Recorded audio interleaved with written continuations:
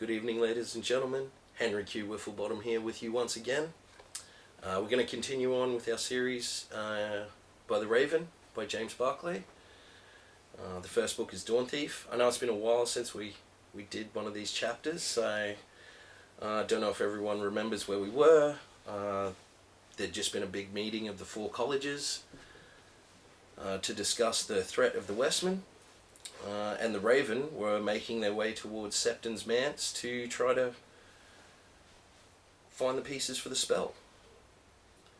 So tonight we're going to continue on chapter 9. Hope you're all ready.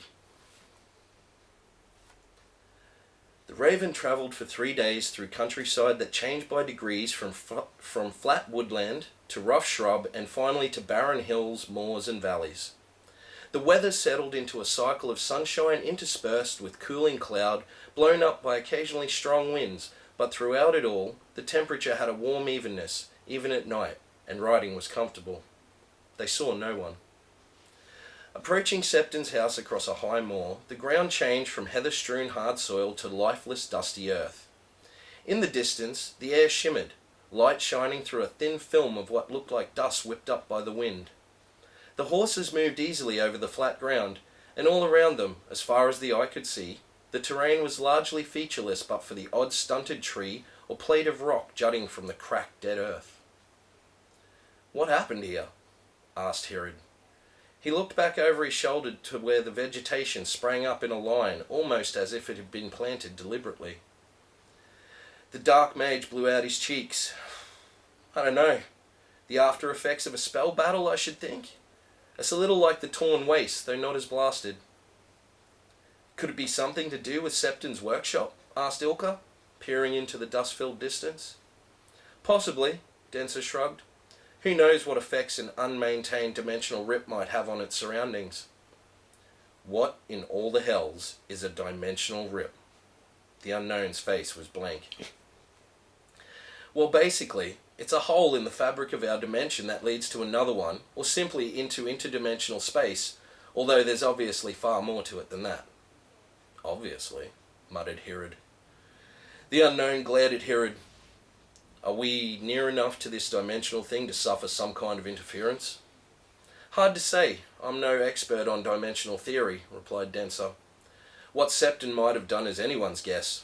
Septon was a genius, but his records are incomplete." "He certainly was," said Ilka. He scanned the horizon in the direction in which they had been travelling. He narrowed his eyes and spurred his horse into a walk forwards.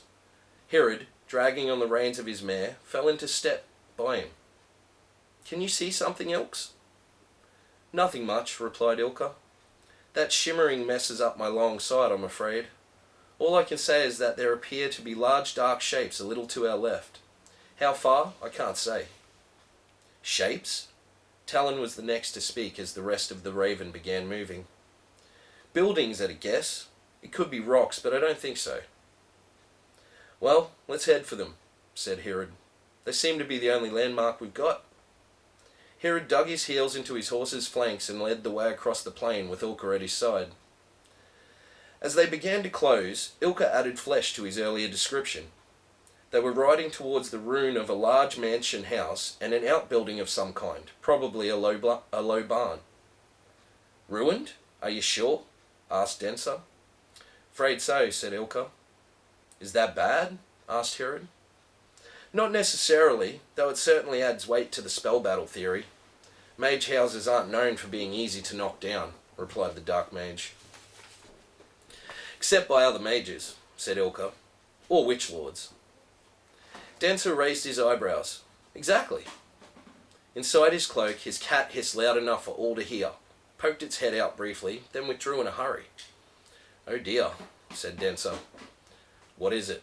The unknown turned in his saddle.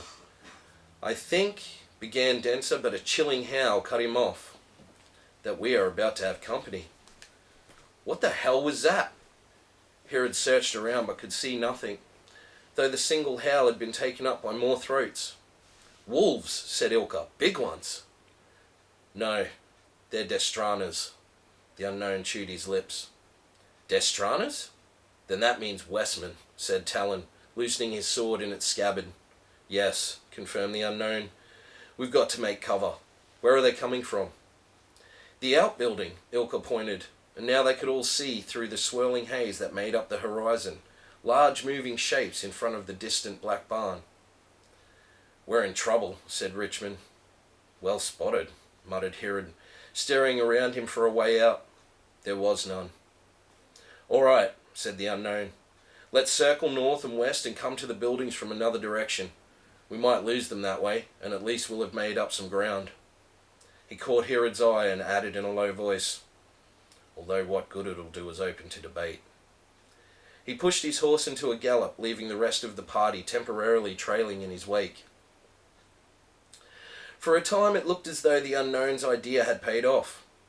Herod could see the dogs heading away from them, their handlers following more leisurely on horseback. He spurred his horse on, glanced behind him again, and suddenly the beasts were so much nearer and closing with appalling speed.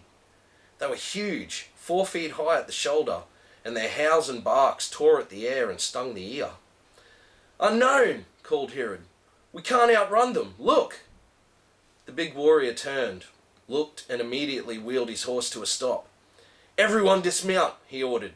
"Ilka, Denser, take the horses and let them loose if they are what the dogs want." "They won't be," said Denser. "If the Westmen are here, we're in bigger trouble than I thought. I'm going to try something. Only disturb me if you have to." "What?" began Ilka. "Don't ask," said Denser, and he turned his eyes to the skies and spread his arms wide. "We'll have to protect him," said Herod. The 4 fighting men formed a loose semicircle in front of Denser, the rhythmic tap of the unknown sword on the ground a metronome for Herod's heartbeat.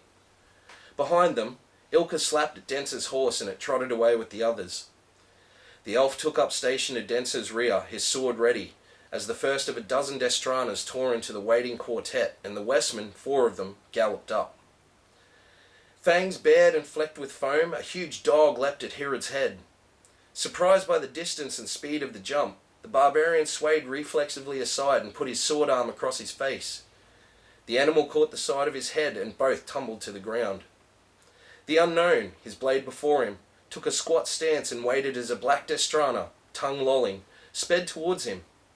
As it closed, he shifted his weight forwards and, anticipating a jump, flicked his sword upwards and took the animal under the jaw, skewering its brain. He moved aside and dragged his weapon clear, the dead weight dropping to the floor. Herod had been lucky and had fallen on top of the dog. Reacting instantly, he clamped a hand on the dog's throat as it struggled to get its paws underneath itself. He dropped his sword, snatched a dagger from his belt, and plunged it again and again into the exposed chest, blood jetting onto his armor. The next beast slammed straight into his back. Talon and Richmond moved together as 3 animals slowed and paced towards their prey. Neither side seemed sure how to attack or defend, and in the ensuing pause, Denser's spell came to awesome fruition. The dark mage brought his arms together and crossed them, fists clenched and held at either shoulder. He opened his eyes wide, saw 6 dogs waiting and circling, pointed the index finger of his left hand in their direction, and said one quiet word: "Hellfire." Ilka swore and flung himself to the ground. Columns of fire screamed down from the sky, 6 of them, each striking a Destrana square on the top of the skull. Howls of animal terror and pain split the air as the beasts were transformed to flame, dying even as they stumbled and tripped. The 3 dogs circling Talon and Richmond turned and fled, but one ignored the mayhem behind it and grabbed Herod's back, bowling him over in the dirt. The barbarian's knife sprang from his hand. He was defenseless. He rolled over onto his back, shouting as the wound low down on his spine ground into the earth. The dog leapt forwards, lashing a claw across his chest, splitting the leather and drawing blood. Herod scrabbled backwards, but there was no escape. The Destrana loomed over him, saliva dripping in his face.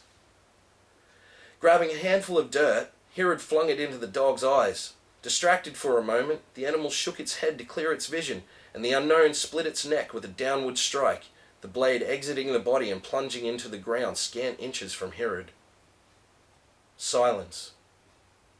The wind blew up dust and bent the sparse weed.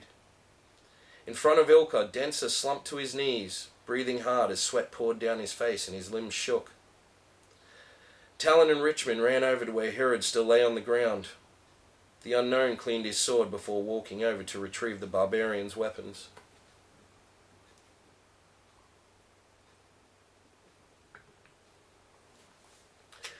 Ilka got to his feet, brushed himself down and looked at the still burning carcasses of the dogs struck down by Denser's magic. He didn't know whether to congratulate the Dark Mage or rebuke him. Hellfire. Gods above. No wonder he was on his knees. He did neither, trotting past Denser on his way over to Hirad. He could see the remaining dogs and their handlers still running away from them in the barn. The barbarian was being helped to a sitting position by Richmond. He was pale and obviously shaken. "How is he?" Ilka asked Helen. "He's been better," replied Hirad. "Can someone help me off with my shirt?" "Not yet," said the unknown. "We need to get to cover. Can you ride?" Hirad nodded and raised an arm which Richmond took, helping him to his feet. They moved to Denser, who had still not stood up. Behind him, the horses were ambling back in a group. "You all right, Denser?" asked Richmond. The Dark Mage looked up and nodded, a wry smile on his face. "We have to stop the Westmen," he gasped. "We can't let them contact the Witch Lords." "We aren't in a position to stop them right now," said Richmond. "Hirad's hurt and we have to get to the barn." "Where did they come from?" asked Helen. "They must be camped nearby, watching the house on the orders of the Witch Lords, no doubt." Richmond continued to scan the area into which the Westmen had fled. "You took a risk there," said Ilka, standing over the Dark Mage. "Justified, I think," said Denser, gesturing at the smouldering carcasses. "I'm learning to control it." "So I see. Dangerous, though." Something caught Ilka's eye and he looked away. "And exhausting," said Denser. "I'm not even sure I can walk." "Try," said Ilka. "Try now." He could feel them all looking at him as he stared into the middle distance. "The dogs are coming back." "Richmond, get the horses," ordered the unknown. "Ilka, see to Denser. Hirad with me." Ilka pulled Denser to his feet, the Dark Mage having to cling on to the elf's cloak. With mounts spurred to a gallop, they began the race to the barn. For Hirad, the ride was a blur of pain. He could feel the blood pouring from the wound in his back soaking into his shirt and leather. With each stride his energy ebbed as he thumped in his saddle, unable to maintain a riding rhythm. His eyes misted, his vision was ragged, and he couldn't properly see the way ahead. He was dimly aware of the unknown moving close to him to hold him in his saddle. He didn't even have the energy to indicate his thanks. It was all he could do to cling on to the reins. Urgent orders were barked by the unknown. The Destranas were catching them fast. They might just reach the barn before the animals overhauled them, but it would be close. Richmond and Talon urged their mounts to greater effort towards the long, low building. Hirad could feel his grip on consciousness slipping away. He dragged his head to one side to see Denser hunched over his horse with Ilka shepherding him all the way. The Dark Mage looked for all the world as if he was dead. Mustering the last of his strength, Hirad dug his heels into his mare's flanks. The horse responded. The barn was only 100 yards away. Richmond and Talon, having just reached it, pushed open a large door and slapped their horses inside. Moments later, the unknown and Hirad thundered in and reined to a halt. The unknown leapt from his saddle and Hirad slumped from his, legs folding, body sliding down the heaving flank of his horse. "Richmond, Talon, look after him," barked the unknown.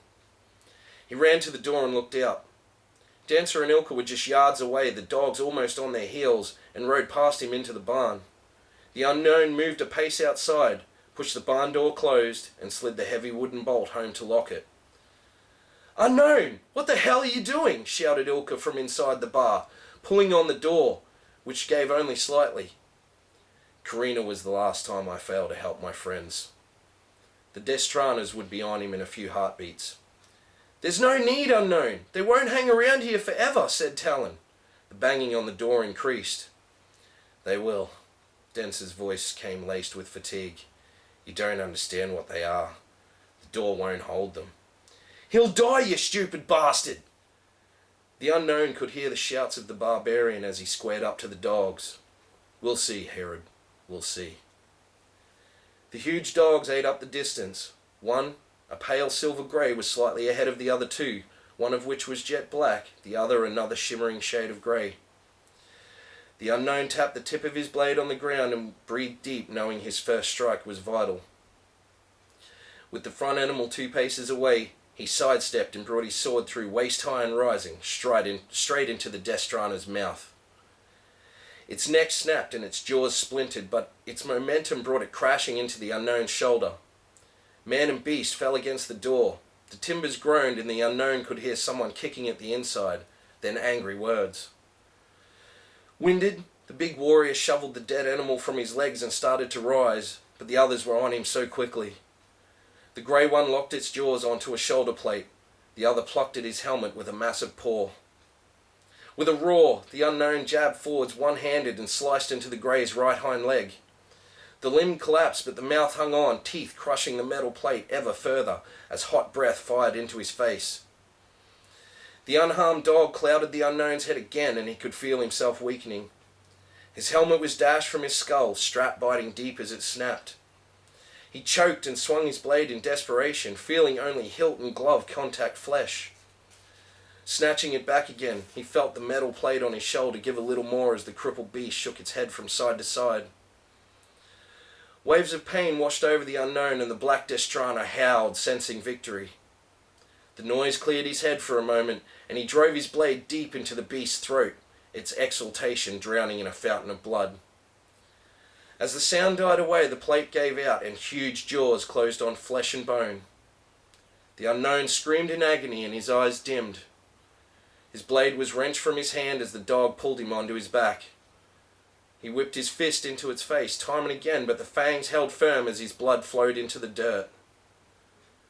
The dog pulled its head back and lashed in a claw.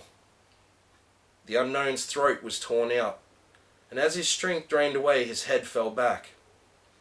With a crack of breaking wood, the barn door opened inwards, and a blade flashed across his fading vision. There was the thud of a body beside him. It was enough.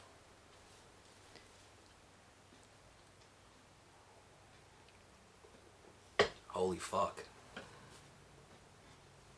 How dare you? Irene flew at the captain as he entered her room. How dare you? He caught her easily by the arms and pushed her back towards the desk chair. Calm yourself, Irene. Everything is as it was, he said.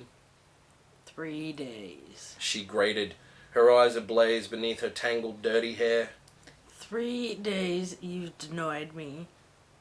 How can you do it to them, never mind me? Since their last conversation, the captain had been true to his word. She had spoken to no one but the guard who brought her food and water. At first it had been easy, her anger at his assumption that she would crumble burning in the pit of her stomach. She had occupied herself quoting lore, revising little-used spells, some of which she would dearly like to cast in the castle, and searching for weaknesses she could exploit to get free of the captain. But he had her children. He'd threatened quick death for any magic use, and she had no doubt he would do exactly as he said. Unless she could be in a position while she was with them to cast effectively, she couldn't take the risk. But then there was the future. After he had no further need of her, would he let them all go?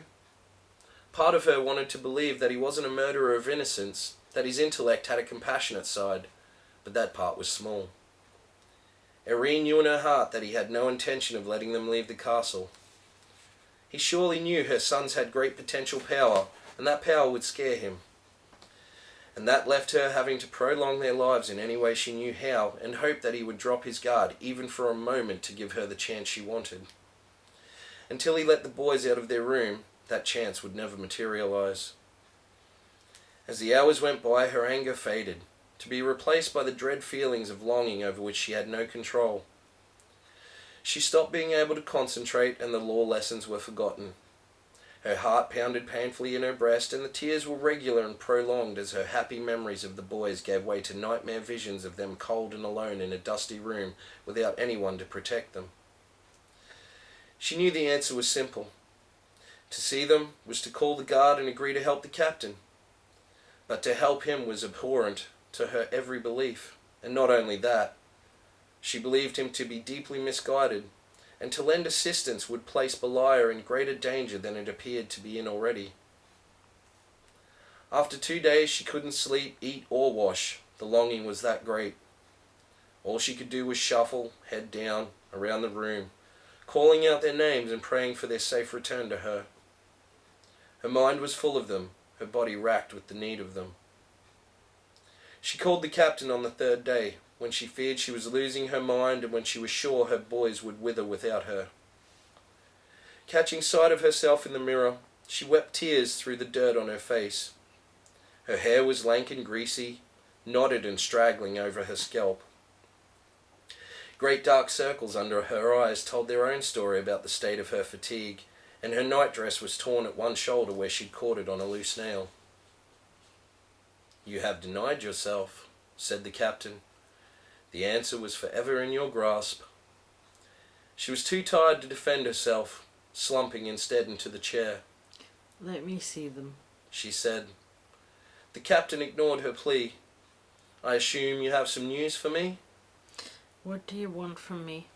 she said, her voice thick with exhaustion. "Good," he said. "Good. I knew you'd see sense. I'll tell you what we'll do. First, I want you to get some proper rest, and I'm going to make it easy for you by promising that you will see your sons very soon. And I never go back on my promises, as you are aware. Then we will talk about your role in saving Beliar from this appalling creation of Dawnthief." "I have to see them now," said Irene. The captain knelt beside her and held up her face. She looked at him, his smile softening his features into fatherly concern. "Irene, look at yourself. They will be frightened if they see you like this. You must sleep, then you must wash. Now come." He rose and helped her out of the chair and across to the bed, moving the blankets over as she lay down, unprotesting. "I'll stay with you until you sleep. And dream happy, because when you awaken, you will see Tom and Aaron and realize they are well." He stroked her hair back from her face, and though she fought it, sleep took her in an iron grip and she slipped into a deep slumber. The captain turned to Isman and smiled broadly. "You see, Isman, deprivation can get the results that violence does not." He stood. "Now, one more piece to the puzzle. Let's go and talk about how we might catch our most valuable prize."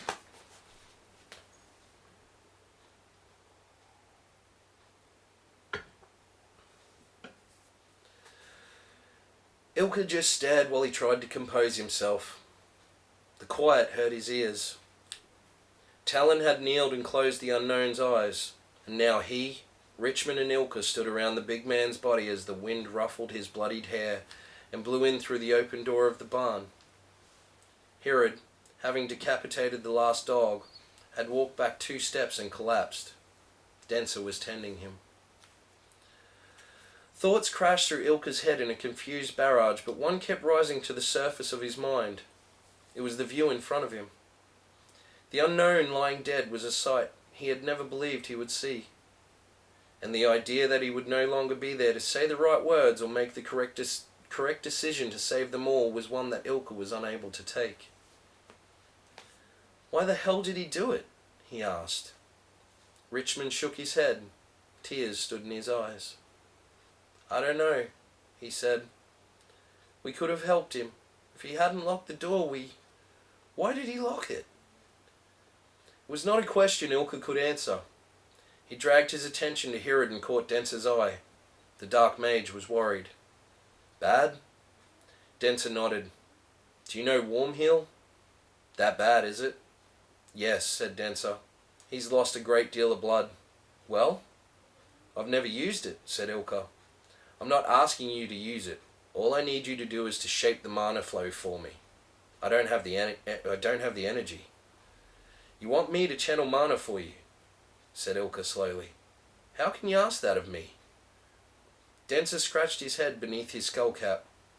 "This isn't the time to discuss morals and college cooperation." "No?" "No!" snapped Denser, standing and pointing down at the prostrate Herod. "I don't think you quite understand. If we don't do something now, he will die. Now you can either try it yourself, use your energy, and probably screw up, or you can shape the mana for me and I'll make it work. I'm good at it." He was standing very close to Ilka, and the elf could feel the cat squirming in Denser's cloak. "So which is it to be?" Ilka looked away, straight into the stern gazes of Talon and Richmond. He held out his hands. "You don't understand," he said. "We understand that if you don't do something, Herod will die," said Richmond. "We've just lost one, so stop talking ethics and get on with it." Ilka looked back to Denser and inclined his head. "Let's get it over with." Denser removed Herod's leather armor and shirt. The tear in his lower back was ugly, full of blood and over 12 inches long. Denser probed the area around the gash, and Herod moaned his pain through his unconsciousness. "It'll be infected," said Denser. "Destranas are never clean. Are you ready?" Ilka nodded. Kneeling, he placed his hands on Denser's shoulders, index fingers on the base of his neck. He opened his mind to the mana, feeling a surge through his body before he began shaping the warm heel and channeling the energy through his hands. There was a jolt as Denser accepted the flow, and something akin to pain as the two colleges, Gilatza and Zetesk, met and melded. Focusing on the Dark Mage's hands, Ilka blotted out the barn around him and the ache growing in his head, seeing Denser's gentle finger movements, hearing his quiet incantation, and feeling the mana being dragged through him with greater force as the preparation climaxed. He could feel himself beginning to weaken. Denser was hauling the stamina from him as he drew on the magical force with ever greater urgency. And then it was done. The flow shut off, the channel closed, and Denser's hands were encased in a red-tinged golden glow. For Ilka, the colour would have been pure green, soft and pulsating, but he couldn't say that the feeling was any different than if the mage under his hands had been another Gelatzin. Unable to move from his position, Ilka watched as Denser moved his hands over the wound, his fingers kneading the skin and probing the torn flesh. Blood flowed briefly onto the floor of the barn. Denser breathed in slowly, and, with his exhalation, the light dimmed and died. Slowly, the rest of the world encroached once more on Ilka's mind. His heart was hammering in his chest, and his arms trembled as he took them from Denser's shoulders. The Dark Mage examined his work, then sat back on his haunches, turning to Ilka and smiling. "That was a very interesting experience. We should research it further," he said. Ilka wiped his sweat-slicked forehead. "Don't get carried away, Denser. I only did it to save Herod." "And save him we have," said Denser. "I'm sorry you feel the way you do. We should be learning from each other, not squabbling." Ilka gave a short laugh. "And there speaks a man who would have Dawnthief for himself in his college." Both stood up, brushing dust from their clothing. "And you wouldn't?" Denser felt in a pocket for his pipe. "Gilatza sets itself on a pedestal and asks to be knocked down. For one thing, you know you cannot cast Dawnthief without any hope of success, and for another, you refuse our constant hand of friendship and reason." Ilka felt as if all the breath had been knocked from him. He could feel his ears redden, and the blood flowed into his face with equal force. "Reason? Zetesk? Denser, the last time I saw a Zetesk mage, she was fighting for Erskine's merchant lords and killing people using mind melt. That's not reason." Denser merely tamped tobacco into his pipe bowl and lit the weed with a flame from his thumb. "Of course," he said, "you have never killed anyone in your work with the Raven. That is completely different. Is it? Your killing spells stink of righteousness, and that makes them all right, I suppose." There was a sneer on Denser's face. "You are a mercenary mage, Ilka. Your moral is money, and your code is that of the Raven. Forget my allegiance. My deeds are no worse than yours. In Gilatza you see yourselves as the White Knights of magic, and yet, individually at least, you are no higher than any college's mage. We should have stayed talking to Liston and Dover." "You say that, and yet you thrive on blood and the chaos in dimensional space. Your college has consistently ignored pleas to moderate, and that's why Blackwings hunt you. And me, For God's sake, will you two shut up? I'm trying to rest." That voice drained the anger from Ilka, and he smiled. So did Denser. "Ah, Herod, you'll never know the angst that brought about your salvation," said the Dark Mage. Ilka found it hard to suppress a chuckle. He looked down, and the humour died on his face. Herod's eyes were black-rimmed and sunken, and his expression spoke everything of recent events. "I heard you," said the barbarian. "We'd better bury the unknown. I understand that a warm hill surge doesn't last for long." He scrambled to his feet. Denser nodded. "You'll be asleep in less than an hour." Talon retrieved a shovel from his pack. "I'll dig. Richmond can dress the body. We'll observe the vigil in the morning." Ilka nodded his thanks. He was more tired than he cared to admit. The exertion of the warm hill was weighing on his mind as much as on his body. In saving Herod, he committed a crime against the Gelatsan way that would see him shunned by his brothers. He shuddered. At least none of them was ever likely to find out. Herod squatted outside the barn by the mound of earth that covered the unknown. His sword was drawn and held in his hands, point driven into the ground and hilt by his face. His sorrow wasn't as keen as that he had felt for the loss of Surinder, but something lurked in the back of his mind that his exhausted body couldn't register. He felt empty and useless. Again. It was a feeling he was becoming too familiar with. His eyes smarted and he turned them to the darkening heavens as the mist that had bothered their journey all day deepened and stole the stars from the sky. They were all asleep.